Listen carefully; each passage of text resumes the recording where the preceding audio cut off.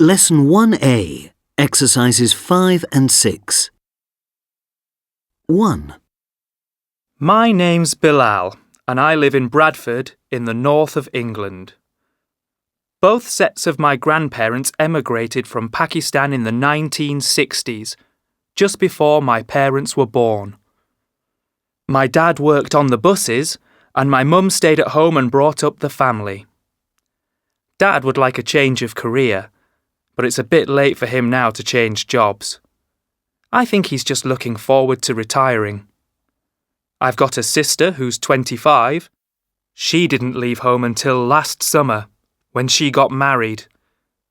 My dad wants me to go to university in Birmingham and study law. But I think I'd like to start my own business, creating computer games. 2. Tell me a bit about your background, Sandra. Well, I grew up in the village where my family has lived for generations. My great-great-granddad moved here from Birmingham in the 1930s looking for work. What kind of work did he find?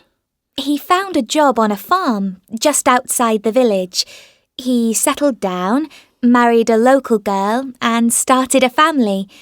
They worked incredibly hard and over the years they managed to save quite a bit of money and eventually bought a small farmhouse with some land.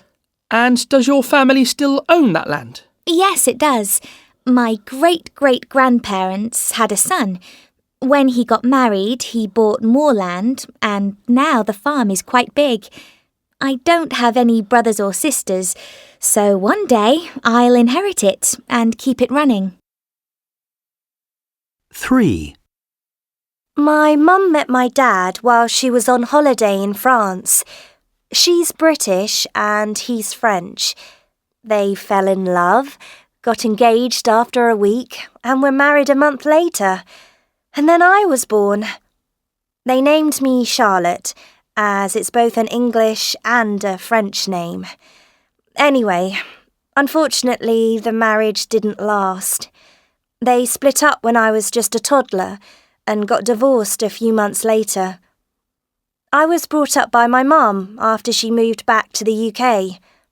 It was tough for her, being a single parent, but she went to university, got a degree, and then became a teacher.